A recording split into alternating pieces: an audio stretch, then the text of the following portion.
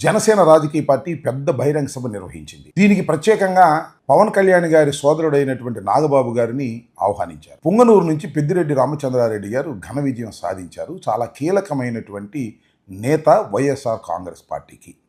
బహుశా జనసేన రాజకీయ పార్టీ పెద్దిరెడ్డి రామచంద్రారెడ్డి గారిని ఘాటుగా విమర్శించాలనే ఉద్దేశంతో ఈ బహిరంగ సభ నిర్వహించారని నేను భావిస్తున్నాను.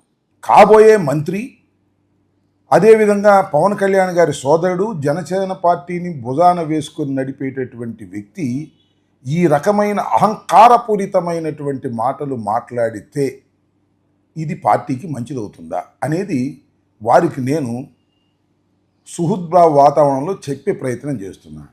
మీరెవరండి చెప్పడానికి? మా ఇష్టం వచ్చినట్టు మాట్లాడుకుంటాం. మా జనసేన వేదిక, మా వేదిక మీదకి ఏ విధంగా అయినా మాట్లాడతాం, దూషిస్తాం, ఎదుటి వాళ్ళని ఇష్టం వచ్చినట్టుగా మాట్లాడతాం అంటే అది మీ కర్మ అని నేను అడుగుతా ఉన్నా అని చెప్పదలుచుకున్నాను.